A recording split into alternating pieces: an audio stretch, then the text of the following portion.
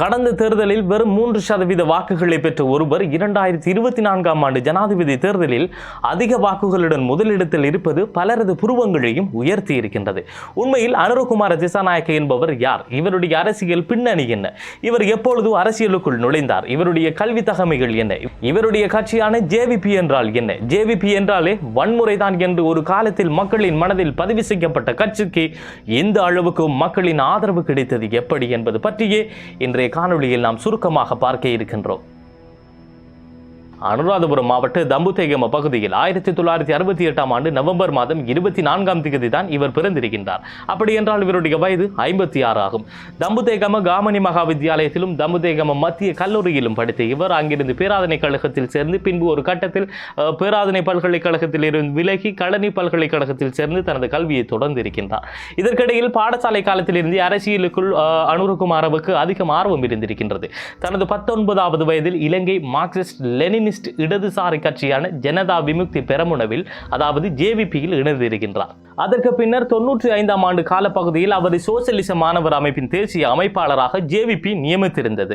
அக்கட்சியின் மத்திய பணிக்குழுவிலும் அவருக்கு இடம் அளிக்கப்பட்டிருந்தது. கடந்த 2000ஆம் ஆண்டு நடைபெற்ற நாடாளுமன்ற தேர்தலில் ஜேவிபியின் தேசிய பட்டியல் மூலமாக நாடாளுமன்றத்தில் நுழைந்ததோடு மட்டுமல்லாமல் 2001ஆம் ஆண்டு நடந்த நாடாளுமன்ற தேர்தலுக்கு பிறகு மீண்டும் நாடாளுமன்றத்திற்கு நியமிக்கப்பட்டார்.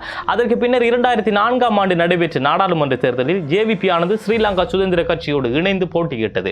அந்த தேர்தலில் அனுரகுமார திசாநாயக்க 1,53,868 வாக்குகளுடன் நாடாளுமன்றம் நுழைந்திருக்கின்றார். அந்த தேர்தலுக்கு பிற்பாடு ஜேவிபி ஆனது ஸ்ரீலங்கா சுதந்திர கட்சியோடு இணைந்து ஆட்சியை அமைத்திருந்தது.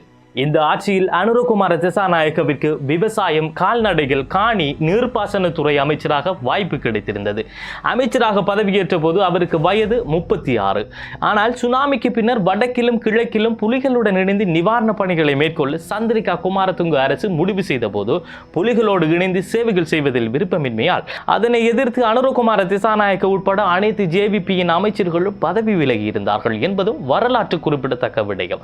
அதற்கு பிறகு கடந்த 2014ஆம் ஆண்டு நடந்த ஜேவிபியின் தேசிய மாநாட்டில் ஜேவிபியினுடைய புதிய தலைவராக நியமிக்கப்பட்டதை தொடர்ந்து மக்கள் விடுதலை முன்னணி தலைமையில் 2019ஆம் ஆண்டு தேசிய மக்கள் சக்தி உருவாக்கப்பட்டிருந்தது. தேசிய மக்கள் சக்தியை பிரதிநிதித்துவப்படுத்தி 2019ஆம் ஆண்டு நடந்த ஜனாதிபதி தேர்தலில் அனுரகுமார திசாநாயக்க முதல் தடவையாக போட்டியிட்டு வெறும் சுமார் 3% வாக்குகளுடன் 3வது இடத்தை பிடித்துக் கொண்டார். 2019ஆம் ஆண்டு ஜனாதிபதி தேர்தலில் கோட்டாபாய ராஜபக்ஷ தேர்வான நிலையில் அவர்களின் ஊழலுக்கு எதிராக அனுரகுமார திசாநாயக்க தொடர்ச்சியாக குரல் எழுப்பி வந்திருக்கின்றார். அதனால் தான் அவருக்குரிய ஆதரவு தளம் வலுவடைய ஆரம்பித்திருக்கின்றது. அது மட்டுமல்லாமல் பொருளாதார நெருக்கடியின் போது நடந்த போராட்டங்களிலும் அனுரகுமார முன்வரிசையில் நின்று போராடி இருக்கின்றார். இதனால் மக்களினுடைய செல்வாக்கு இவருக்கு மென்மேலும் அதிகரித்திருக்கின்றது. இந்த நிலையில் தான் 2024ஆம் ஆண்டு ஜனாதிபதி தேர்தலிலும் அனுரகுமார திசாநாயக்க போட்டியிடுவதாக அறிவித்திருந்தார். இவருக்கு ஆதரவாக பல்கலைக்கழக மாணவர்கள், அரசு ஊழியர்கள் என்று பல்வேறுபட்ட தரப்பினர் இவரின் பின்னால் நிற்க தொடங்கி இருக்கின்றார்கள். தற்போது அவர் தேசிய மக்கள் சக்தி கூட்டணியின் சார்பில் போட்டியிட்டிருந்தாலும் அவர் தலைமை வகிக்கும் ஜேவிபியின் கடந்த காலம் வன்முறைகளினால் நிறைந்தது. 71ஆம் ஆண்டு காலப்பகுதியில் பண்டாரநாயக்க அரசுக்கு எதிராக ஜேவிபி நடத்திய கிளர்ச்சியில் ஆயிரக்கணக்கானவர்கள் உயிரிழந்திருக்கின்றார்கள். அதேபோல் 87ஆம் ஆண்டு தொடக்கம் 89ஆம் ஆண்டு காலப்பகுதியில் இந்திய இலங்கை அமைதி ஒப்பந்தத்திற்கு எதிராக ஜேவிபி நடத்திய கலவரத்திலும் ஆயிரக்கணக்கானவர்கள் உயிரிழந்திருக்கின்றார்கள் என்பதை வரலாறே கூறுகின்றது. ஆனால் கடந்த 2019ஆம் ஆண்டு ஜேவிபியினுடைய தலைவராக அனுரகுமார திசாநாயக்க தெரிவு செய்யப்பட்டதற்கு பிற்பாடு ஊடகங்களுக்கு அவர் அளித்த பேட்டியில் ஜேவிபியினுடைய கடந்த கால வன்முறைகளுக்காக மன்னிப்பு கோட்டியிருக்கின்றார்.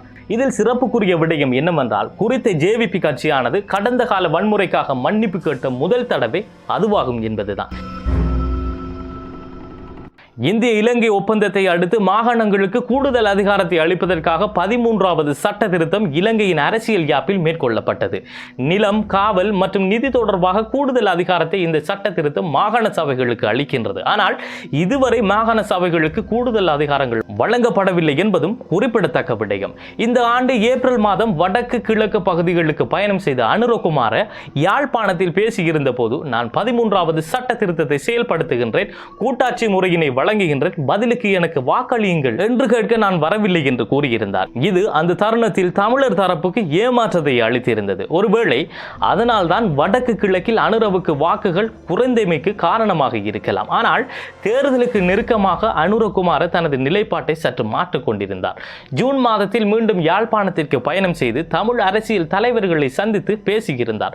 அந்த சந்திப்பிற்கு பிற்பாடு பேசிய அவர் மாகாண சபைகள் தொடர்ந்து செயற்படும் என வாக்குறுதி அளித்திருந்தமையும் குறிப்பிடத்தக்கது. ஆனால் மாகாண சபைகளுக்கு கூடுதல் அதிகாரங்களை வழங்குவது பற்றி அவர் எந்தவித கருத்தையும் தெரிவிக்கவில்லை. மேலும் ஜேவிபியினை பொறுத்தவரை அது நீண்ட காலமாக அதிகார பருவை எதிர்த்து வருகின்றது என்பதையும் கூறிக்கொள்ள விரும்புகின்றேன். ஆனால் தற்போதைய காலப்பகுதியில் அதனுடைய ஆட்சி மாற்றம் எந்த அளவுக்கு காணப்படும் என்பதை நாம் பொறுத்திருந்துதான் பார்க்க வேண்டும் என்பதை கூறிக்கொண்டு இந்த காணொளியில் இருந்து விடைபெறுவது அப்துல் லத்தீப் ஹசன் நிஸ்ஃபி.